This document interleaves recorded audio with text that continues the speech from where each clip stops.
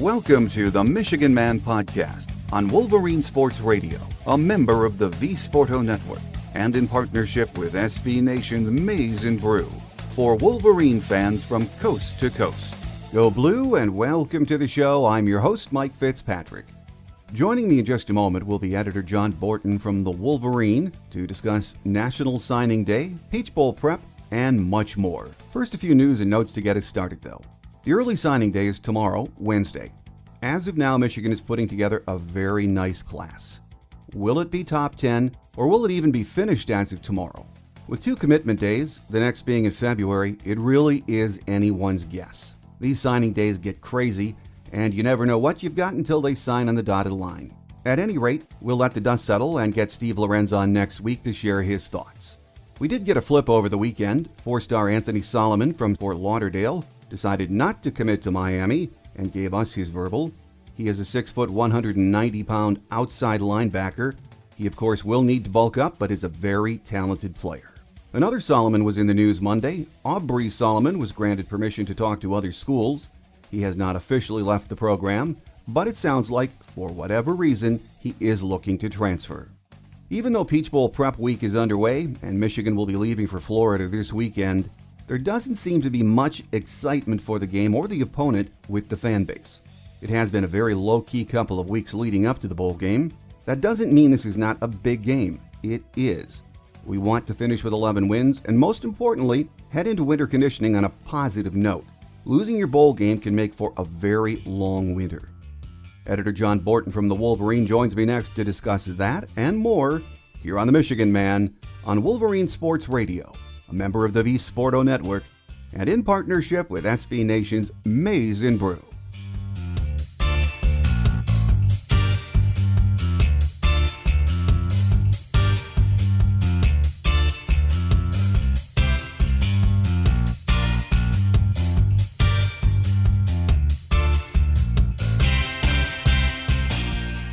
Back with us on our Game Day segment this week to talk about a lot of stuff on the Michigan athletic scene is editor John Borton from the Wolverine. Great to have you back with us, John. And it's good to be with you, Mike, as always. Well, as we said, it's very busy right now on the athletic scene. The big football news this week, John, will be the early signing day. Michigan already has an elite class, picked up a big flip again on Sunday night, but there are still some big-time kids we're in on, right? Oh, there's no doubt about it. You've got so many people from all over the place that are looking at Michigan, but the Wolverines, they've narrowed it to a few guys left that are closely watching Michigan, and you hate to say before all is said and done, but I really think that Michigan, a couple of these kids down the stretch, you could hear some big names fall. When Dax Hill flipped to Alabama last weekend, I thought that was a done deal, but I've been reading in the last 5 or 6 days that Jim and the staff haven't given up on him. They're still working on him. Well, there's no doubt about that. I mean, that was a gut punch for Michigan fans. The thought was, okay, this is a done deal.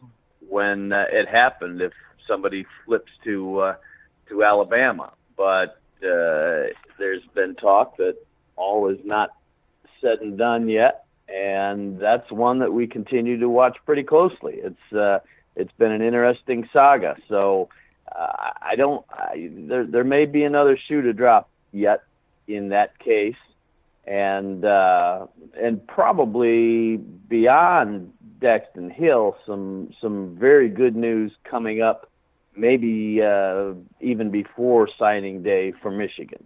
You know, this whole recruiting process as it is right now, John, we spend so much time all year, monitoring these kids, crystal balls, all of this, who's firm, who's going to flip. It really does come down to signing day. All kinds of craziness happens within those 24 hours, doesn't it? Oh, absolutely. Yeah, it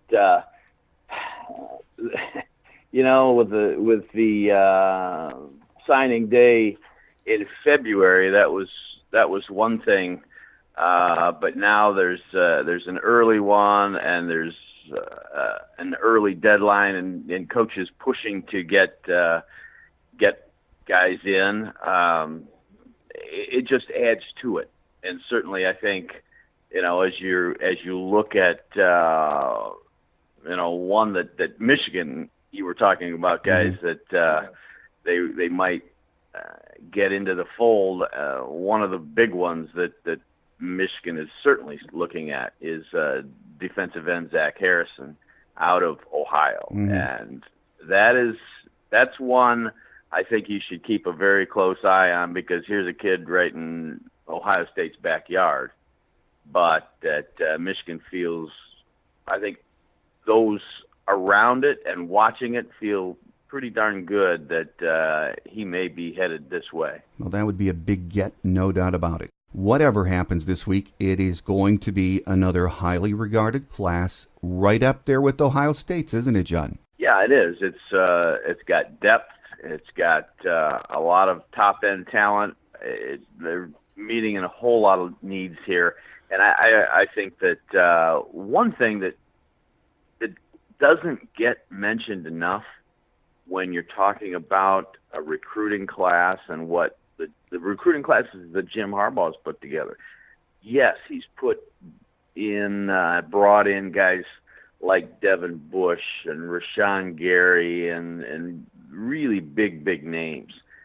But look at some of the other guys that have become very big contributors that weren't necessarily the five-star or people that everybody was talking about necessarily.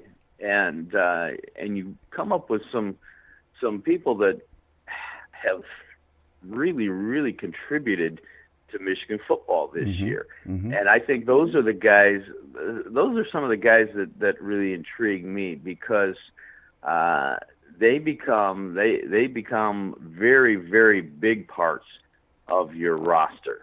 I mean, I'm talking about not the Aubrey Solomons and the Rashawn Garys, but the Josh Uches of the world and some other guys that it's like, okay, what's this guy going to do? Ronnie Bell is a great example. He was no big star guy, and yet he steps up as a freshman wide receiver and starts delivering right away. So I'm anxious to see some of these guys in the class that develop that not everybody immediately finds as some job-dropping addition. When we look at this whole recruiting process, Ohio State has recruited at just an extremely high level under Urban Meyer, but Michigan, under Jim Harbaugh, very, very good too. Do you think the talent gap between the two teams is closing or that far apart right now, John? Tough to say it's closing when Ohio State has had higher-rated recruiting classes. For the most part, they have recruited under Urban Meyer. They recruited extremely well. It's to be determined. A couple things to be determined how they're going to recruit in the days post Urban Meyer. Certainly, they still have a lot to offer. They've been riding high, but at the same time, even given the fact that they've had higher-rated recruiting classes up until this year, the 2 years before that, Michigan more than competed with them. Most say that Michigan should have beaten them in 2016. They had them down 10 points down in Columbus, and that one slipped away via a combination of reasons. Michigan can compete with this team.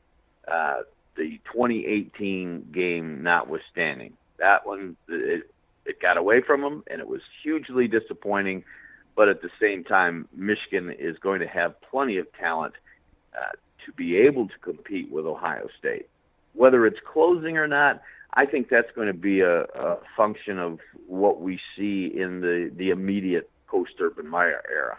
Well, there's going to be plenty of time to talk about the recruiting and how all of those things play out in the coming days. But right now, the team is preparing for the Peach Bowl. And while the fan base might not be thrilled with the bowl or the opponent, this is a very big game for Michigan and the future, John, isn't it? Oh, it certainly propels you into the off season and gives you a boost. I think that this one could be argued both ways because I don't know as it is going to be as true a test as you might like it to be, given the fact that Michigan may not have all the contributors on hand that did what they needed to do to put Michigan into a 10-win position. Mm-hmm. I mean, there might be. We know Rashawn Gary's sitting out. We may have at least a couple more guys that do that are pretty prominent players off this roster.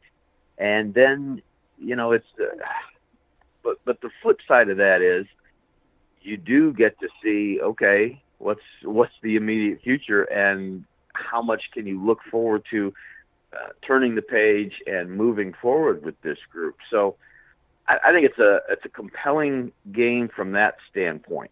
Who, if guys are out, who steps up? How does this team react mentally to the huge disappointment that was losing that Ohio State game in the fashion it did? Well, this Florida team is under Dan Mullen now, who coached under Urban Meyer, and they like to do a lot of the same things Ohio State does in offense. They like running a lot of those crossing routes. This is not going to be easy, John. These guys are a pretty darn good and athletic team, aren't they? Oh, yeah, there's no doubt about it. I mean, in some ways, Michigan's owned Florida of late, but every team's different. And you're talking about the crossing routes, which were poisonous for Michigan in the Ohio State game. You got an inkling of that with Indiana doing some of that. But then you substitute Ohio State talent for Indiana talent, and it's a whole different ballgame, as we saw. The question is, I don't think Florida, the talent there is at the level of an Ohio State at this point. But scheme-wise, you certainly got burned in a big way by some of the things that schematically Ohio State did. You're coming straight off of that. Good time to be able to come up with some things that rectify those issues. Mm-hmm. And that is on both scheme and personnel. And, you really hope if you're Don Brown, you're going in with all the bullets in the chamber, so to speak, in terms of defensive personnel. And again, I'm not going to get ahead of things about guys, particular individuals not being in the lineup. But if there are some key performers there, that's going to be something really to watch, in addition to how Michigan reacts schematically to what Florida does. Well, again, we know the fan base is not really amped up about this game, but it's a chance to win 11 games. And even more important, John, a lot of times I think we underestimate this. A win could have a big carryover into getting ready for next season, couldn't it? Oh, there's no doubt. I mean, it's tough. Winter conditioning is drudgery regardless of what you do. But when you're coming off a win, when you're looking at an 11-win season, guys say it gives them a boost going into those workouts. And I think depending on who is stepping forward, when we hear about individual guys, like a year ago, we heard that Chase Winovich was going to be back, and that was a big boost for this team. And certainly it would be if you get a Shea Patterson saying, he's going to be back, and this team is going to build to come off a bowl win and really get it right all the way through next season. Those sorts of things. I think Michigan is looking at a better outlook schedule-wise than it was hearing about all off season last year. It was what the constant drone was. Now that the schedule's just too tough, they're not going to be able to make it through, and they made it through for the most part until they hit that last game. This time around, you take those games that were on the road that were very, very tough, from Notre Dame to Michigan State to Ohio State, and those are going to all be in Michigan Stadium this year. That's one more reason that if you finish strong and you're looking ahead towards next year, that's another thing you've got in your favor that really can propel you, as you mentioned, towards preparing for spring ball and what's to come. Well, when the dust settles in January or February after the bowl and after the season is over, John, and we look back at what we just witnessed, do you think we're going to consider this season a success, or regardless of what happens against Florida, a disappointment because how we lost in Columbus? Well, I think you could. There's elements of both there. It's certainly a good season. Some people take it and label it a great season.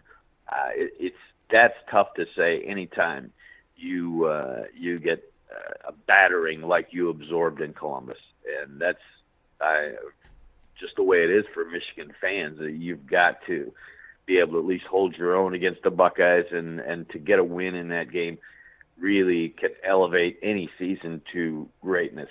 I would say it was successful, and there's so many. It certainly was. You had people saying before the season this could be a 5 or 6 win team with this schedule and all this sort of thing, and that was way to the low side. But if you go 11 wins on this year, and you swept the trio that people were saying were going to be huge trouble: Wisconsin, Michigan State, Penn State in the middle. You did a lot of things right. Very successful season in a lot of ways, and yet this is a team that still hasn't gotten over the hump against Ohio State. That is a disappointment. There's no getting around that, and especially the feeling was this year. Okay, Ohio State just he's playing these close games with Nebraska and Maryland, and this is Michigan's best effort that we've seen to date. This is the year. Well, it wasn't the year, and so that leads people to think, that is a big disappointment. It's expectation so much plays into the feeling there, and that's where the disappointment comes from. Mm-hmm. Well, John, something I've noticed increasingly over the last few years, the bowl committees, the NCAA, the playoff committees, all talk about maintaining the integrity of the bowl structure. But since this season ended and all of the bowls were awarded, I don't know if it's just me, but talking to fans, and I've heard this on BTN and ESPN, there just seems to be a real lack of interest across the board, or I shouldn't say a lack of interest, but teams losing interest in these bowl games. Do you think that is directly because of the playoff system? Oh, I do, definitely, yeah, because you've got 3 games that just matter above all, and that's the semifinals and finals. And it was predicted to hurt the bowls. It has hurt the bowls. I think it will continue to hurt the bowls, but that's the genie that's not going back in the bottle. I wrote recently in favor of an 18 playoff, which I think would be the absolute ideal number. And in my mind, you could incorporate either incorporate more bowls into that, or have those early rounds at campus sites. And either way, I think that would be a boost. But I think now that you're in a playoff era, you're in a situation where you can't get around it. If you're a lower tier bowl, you've got a tough time selling the importance of what you're doing. Some of these bowls, I know there's, I think, 39 bowl games between now and the playoffs. But even last year, you watch some of these games, there was no one in the stands at some of these lower tier bowl games. Yeah, and that's just the sheer number that you're talking about. You've got teams that went 7-5 during the regular season, and the fans aren't going to plunk down a ton of money to go and travel and see some of this, and we've seen that played out. And the influence of television is good and bad for football. You certainly have a lot of money coming into the sport because of that, but you also have a situation where if Joe Fan wants to save his cash, he can go and see any number of games in his living room on his big screen TV. And I know that's something that many athletic directors are very worried about, and one of them is Ward Manuel for the future of the sport. Not necessarily focused just on Michigan, but for the sport in general. Well, with us here on our Game Day segment this week is editor John Borton from the Wolverine. And John, there's a lot other than football to be excited about in the Michigan athletic scene. Coach John Beilein and his team off to an 11-0 start. What a very pleasant surprise, John. Oh, you want to talk about the perfect tonic for Michigan fans who are very disappointed about that football ending. All of a sudden, you got a basketball team winning at Villanova and knocking off North Carolina and winning their first two Big Ten games. Just a tremendous amount of excitement around basketball. You know John Beilein's teams are going to be really, really good come February, mid-February, and into March. But this team seems to have skipped a stage. Not that they're not still learning and all that. You see that in a little bit of a struggle against Western Michigan, or the occasional game where they have a tougher time. But I mean, this team is on a roll. It came out of the gate really winning at a high level, and something that stuck with me that Isaiah Livers said before the season, and he said people are underestimating what this trip to Spain did for us in terms of chemistry and getting a head start playing together. And I think that this is a Michigan team that benefited from that and really just came out to shoot playing at a very high level. And there's no reason that shouldn't continue. Well, 11-0 right now. In the next 2 weeks, Binghamton and the Air Force Academy, I believe. And then it gets real. The Big Ten. Big Ten play resumes, I should say, with 18 games. And looking at the conference and what we're seeing in the pre-Big Ten season, John, you are not going to be able to take a night off at home or on the road. The conference looks darn tough right now, doesn't it? Absolutely. I mean, you knew about Michigan State, and everybody was talking about them coming in, and certainly they are going to be very good, but we're seeing other teams like Wisconsin, like Indiana, like Ohio State that have gotten off to an extremely good start. And you're right, it's going to be a grind. And going on the road to those places where there is no love lost for the Wolverines, it's going to be a grind. There's no doubt. And with the schedules the way they are, any given stretch can be one of those deals where, okay, there's a loss maybe to somebody that you might expect to have a tough time with on the road in the Big Ten, and then there's somebody that you come off of that and it stays with you, and somebody gets you that everybody thinks, well, that shouldn't have happened, but it did. And so I think that with this team, it's going to be versatile enough, and what it's got in its back pocket is that one of the best defenses around, and that really, really is going to make a difference over the long haul, because that you don't depend on the shooting. It's not like you have to hit 50% from the floor. You don't have to hit a dozen three-pointers in any given night. And they've already proven that. They've ground out a few games where they really exerted a defensive will, and that's going to make a difference to me in the long run. And I think when you come right down to the end, Michigan's going to be there right at the top or near the top of the Big Ten standings, battling it out for a regular season title. Well, over on the women's side, we, of course, never seem to pay enough attention to Kim Barnes-Arico and what she's got going on. Women's team playing very well, though, 8-3 right now. and she's really built the program up. We know that. Expectations for them are high also, aren't they, John?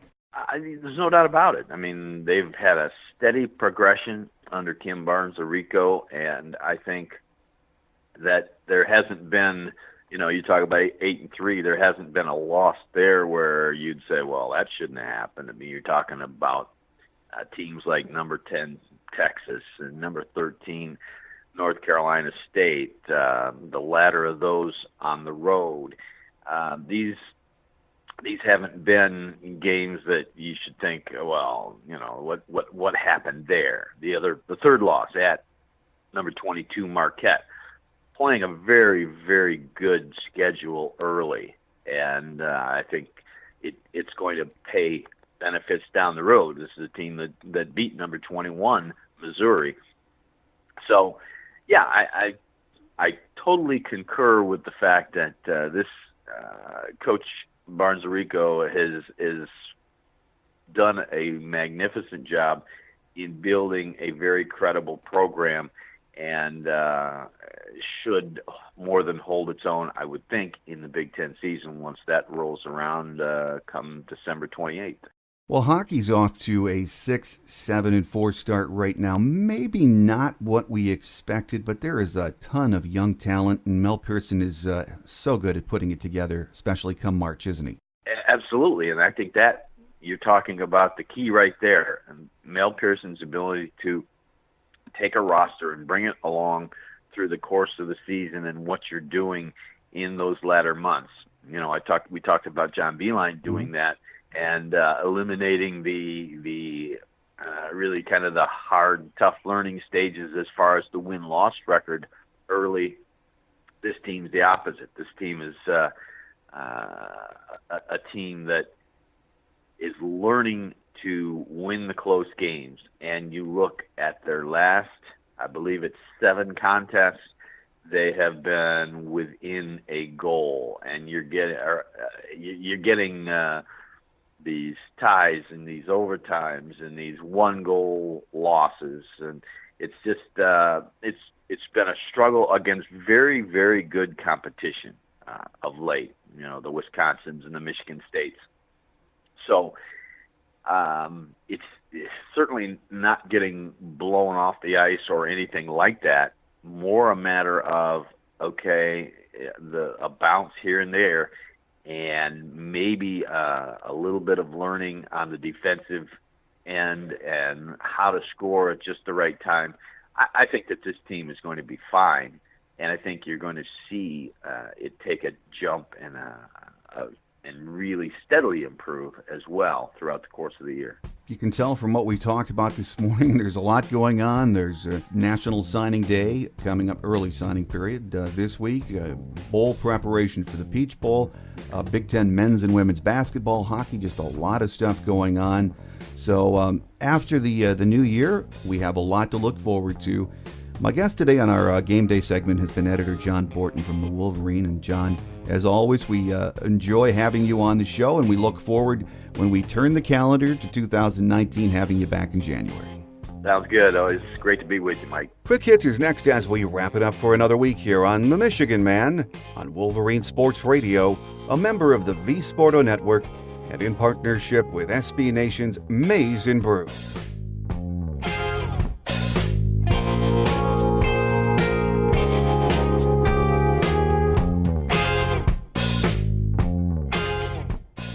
On Quick Hits today, next week we'll have our Peach Bowl preview shows. Our Game Day segment will air on Christmas Day. My scheduled guest will be beat writer Angelique Shengelis from the Detroit News. On Thursday, we hope to have beat writer Scott Carter from FloridaGators.com on our visitor segment.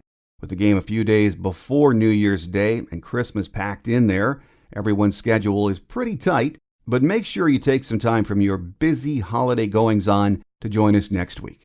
I also hope to have a Michigan Man Extra sometime next week with Steve Lorenz from 24/7 Sports to get his thoughts on the early signing period and recruiting in general. It's going to be a busy winter on the Michigan athletics scene, so don't forget, I'll be here with you each week to talk football, Michigan hoops, and even hockey, and much more. For those of you who think we go away after football season, we don't. The show is weekly from January through April, and there will be a lot to talk about this winter and spring. There always is. That will do it for another show. Have a great Wolverine week, everyone. Make sure you come back next week for our Peach Bowl previews. Again, my scheduled guest on Tuesday's Michigan Game Day is beat writer Angelique Shengelis from the Detroit News. And on Thursday's Visitors Edition, Scott Carter from FloridaGators.com. I'm your host, Mike Fitzpatrick. Until then, take care, and as always, go blue. Thanks for joining us today on The Michigan Man, here on Wolverine Sports Radio, a member of the V Sporto Network, and in partnership with SB Nation's Maize and Brew. Our listener lines are open 24/7 for your calls at 313-263-4842. That's 313-263-4842. Or email us at themichiganmanpodcast@yahoo.com. That's themichiganmanpodcast@yahoo.com. The Michigan Man Podcast is produced at the studios of Robin Lynn Productions, Allen Park, Michigan, and is not affiliated with the University of Michigan. Go Blue!